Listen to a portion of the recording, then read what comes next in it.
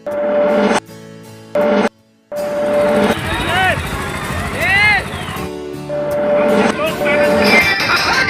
Everyone, एक बार फिर से आप लोगों का हमारे न्यू वीडियो में स्वागत है। नवरात्रि के इन दिनों में माता रानी का आगमन हो चुका है, लेकिन पुण्यवासी की जो माता रानी थी उनका आगमन होना बाकी था, जिनका आगमन आज होना है। तो चलिए वीडियो को शुरू करते हैं, लेकिन उसको देखने से पहले यदि अगर आप हमारे चैनल पर नए हैं तो वीडियो को लाइक और चैनल को सब्सक्राइब कर लें। सबसे पहले जनरेटर की देखभाल की जाती है, जिसके बाद पता चला इसमें तो डीजल ही कम है, तो ये भाई साहब उसमें डीजल छोड़ने लगते हैं। लेकिन फिर पता चला कि इसमें मोबिल भी कम है, तो उसको भी इसी वक्त डाल दिया जाता है। इतना काम खत्म करने के बाद जनरेटर को ऊपर रखा जाता है, और ये सब काम करना उतना भी आसान नहीं जितना आप सोच सकते हो। यहाँ का काम खत्म होने के बाद काम शुरू होता है डीजे का, जिसके लिए सबसे पहले तो यहाँ एंगल लादा जाता है। उसके बाद धीरे धीरे करके डीजे के सभी बॉक्स लादे जाते हैं। जब तक ये काम चल रहा है तब तक आप वीडियो को लाइक और चैनल को सब्सक्राइब कर लें।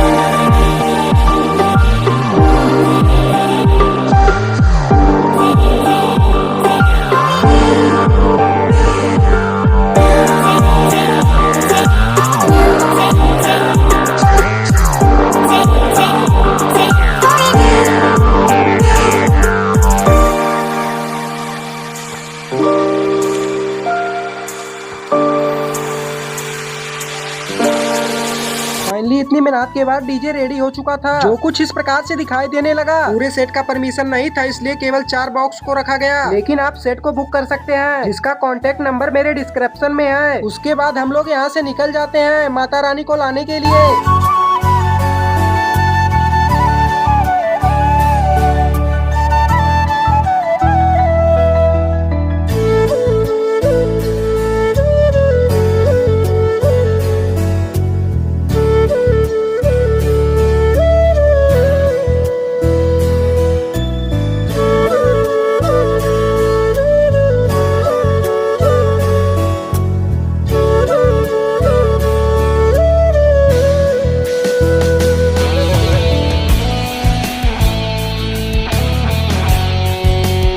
और थोड़ी दूर जाने के बाद हमारे गांव के बगल में भी माता रानी का आगमन हुआ था, जिसका सिर्फ वहां बैनर दिखाई पड़ रहा था। माता रानी का आगमन गांव के अंदर है। और कुछ समय पश्चात हम लोग पहुंच जाते हैं भानपुर। भानपुर पहुंचने के बाद हमने देखा हमारी दूसरी ट्रॉली कहीं पीछे तो ही नहीं रह गई, लेकिन वो भी साथ में ही थी। भानपुर में अपने हनुमान जी का मंदिर भी दिखाई पड़ जाता है।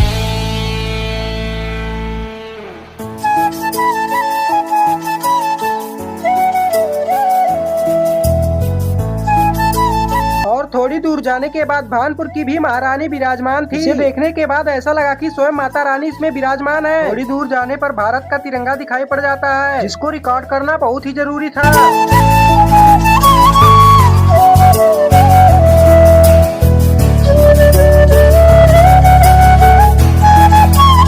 कुछ समय बाद हम लोग पहुंच जाते हैं सजावट की दुकान पर, जिसका दिन में लुक कुछ इस प्रकार से दिखाई देता है, लेकिन रात का लुक इससे भी खतरनाक दिखाई पड़ता है। लेकिन उसको देखने के लिए आपको रात होने का इंतजार करना पड़ेगा। और कुछ समय बाद हम लोग पहुंच जाते हैं पेट्रोल पंप पर, जहां पर दोनों ट्रैक्टर में डीजल डाला गया। और पेट्रोल पंप से हम लोग रिटर्न कर ही रहे होते हैं, तभी एक डीजे वाला कंपटीशन करने के लिए कहता है। लेकिन उसे यह नहीं पता था कि डीजे वन रॉक का वही पुराना सेटअप है जिसको उन्होंने बेच दिया था। और कुछ समय बाद हम लोग पहुंच जाते हैं मंजिल पर, जहां से हमें माता रानी को लाना था।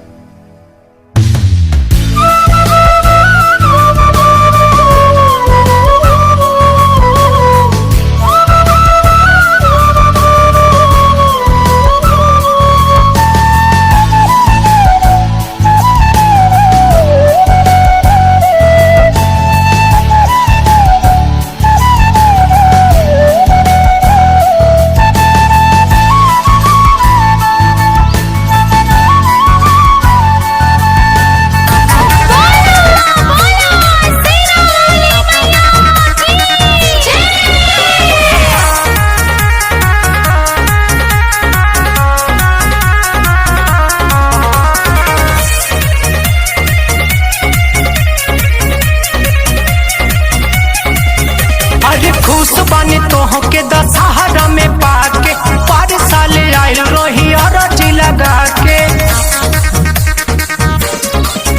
आज खुश बानी तोह के दशहरा में पाके पर साल आयल रही अरजी लगा के। चलो न सिरवा झुकावे हो, चलो न सिरवा झुकावे हो मैया के